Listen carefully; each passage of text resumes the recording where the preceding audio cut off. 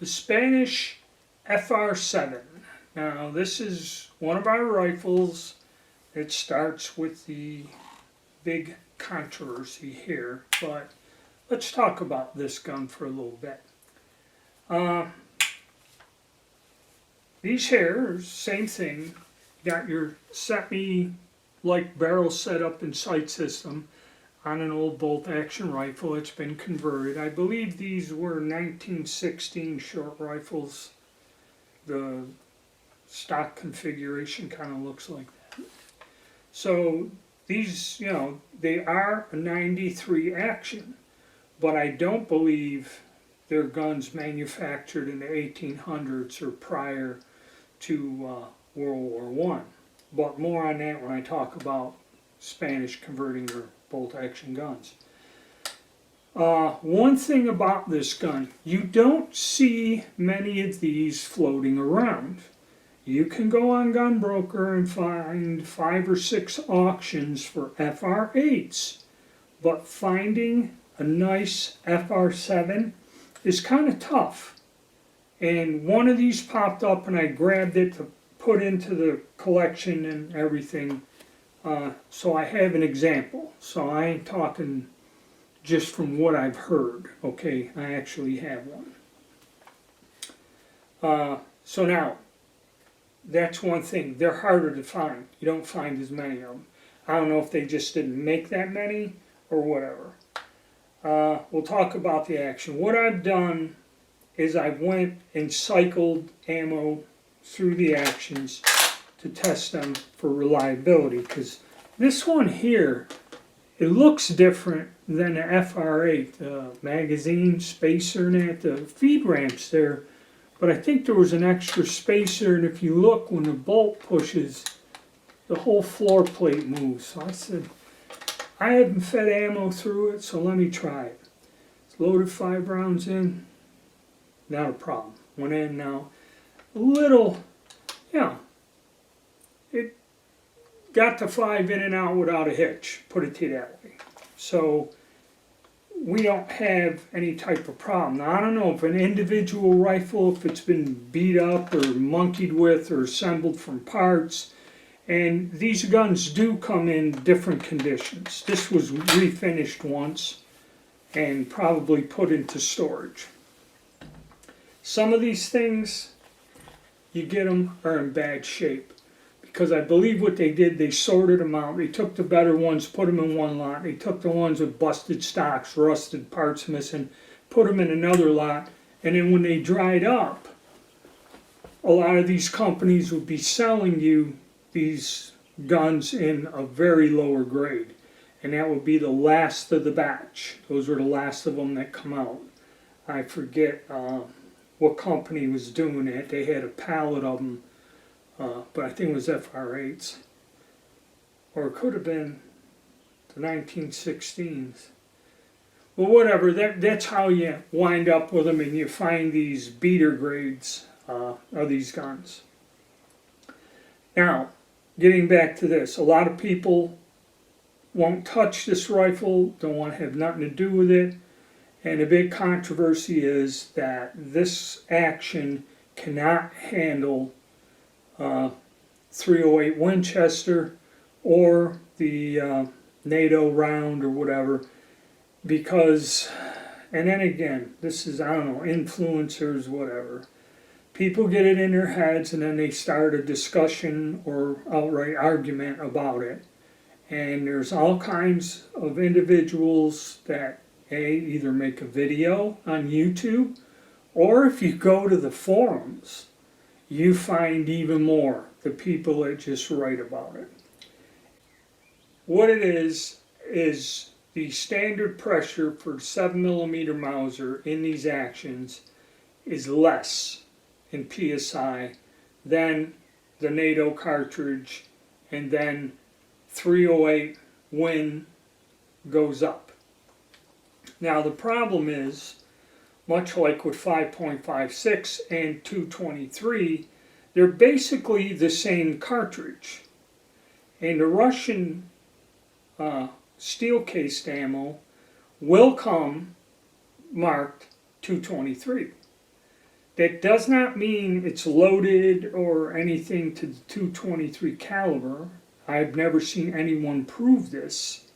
It's just what's packaged on the box. Now, I've seen one person with some Russian steel case that says 308 Win, comparing it to the 7.62 NATO on another box, and they're saying, well, this is loaded to a much higher pressure, and you can tell this. How? Are you proving it with a chronograph? Are you proving it? Do you have a universal receiver that, okay, you can actually measure the chamber pressure and tell us?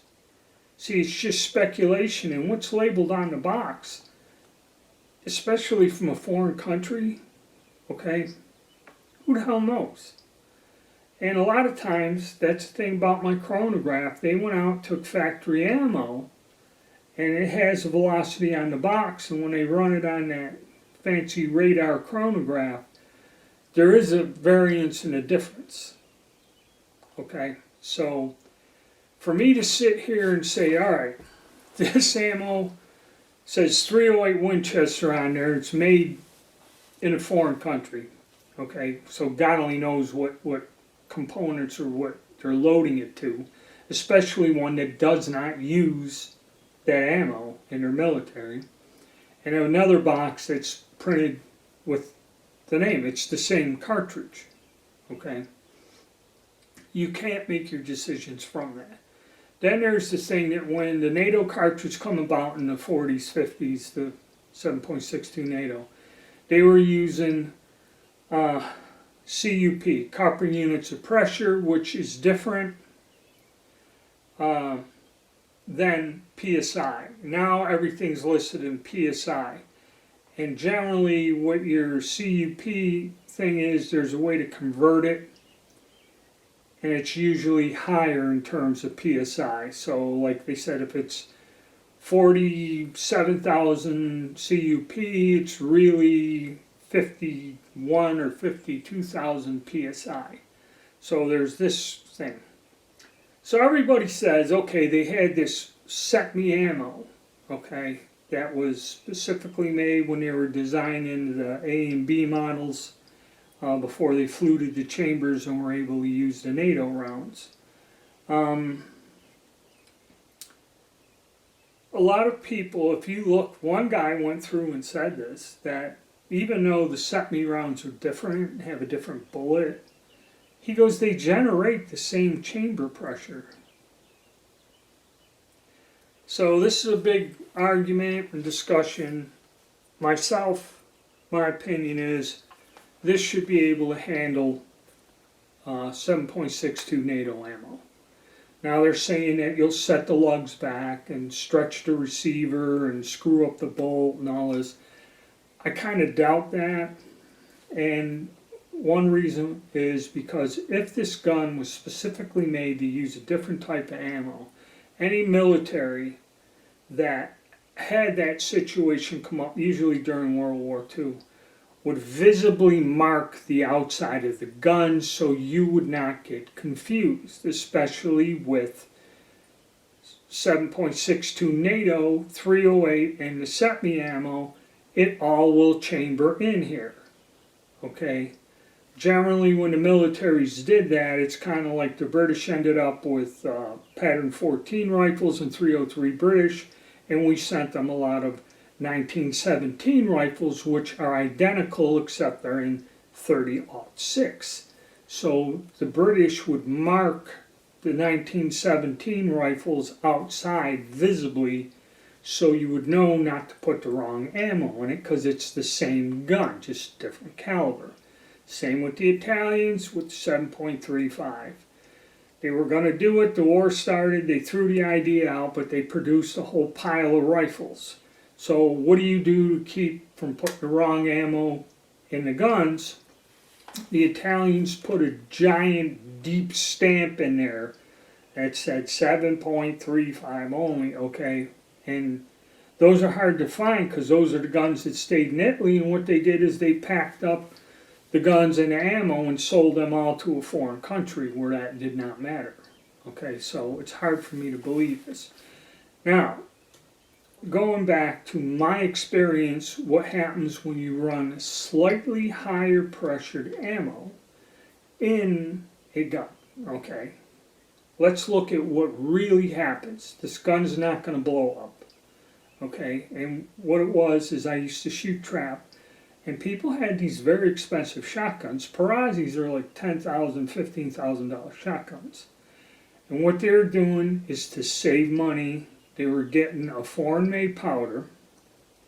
It was made in Europe or Eastern Europe, and primers were expensive, so everyone bought these Wolf shotgun primers, which were a little bit hotter than a normal primer.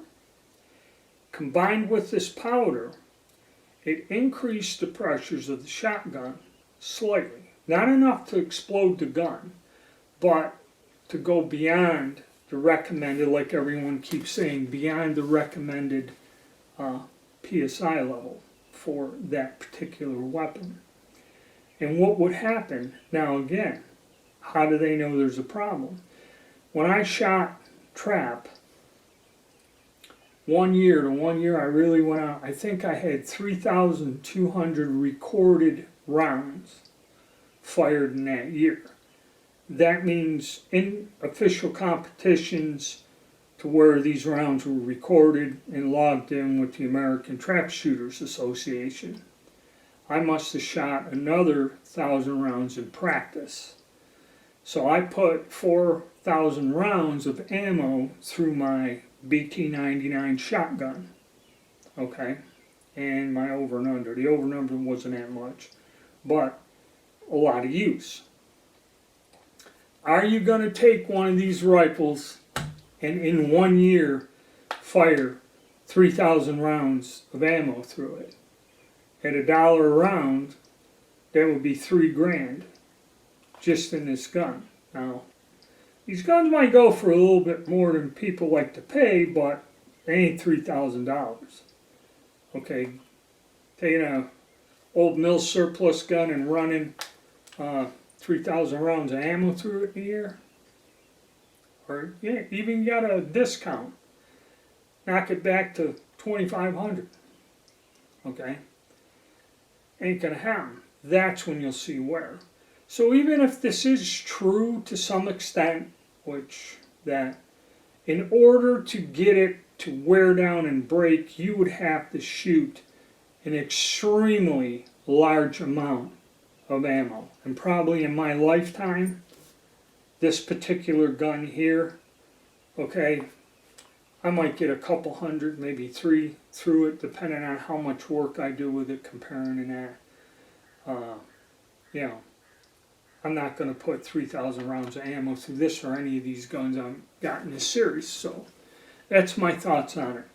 And I will make a video talking about influencers and this information. And, you know, everyone says take it, do your own research or whatever. But, you know, I doubt very much that if you just fired standard NATO rounds through it, either Ingman or whatever, the companies that make it, NATO grade ammo will not hurt these guns, okay, or blow them up, all right, unless there's something else wrong with the weapon.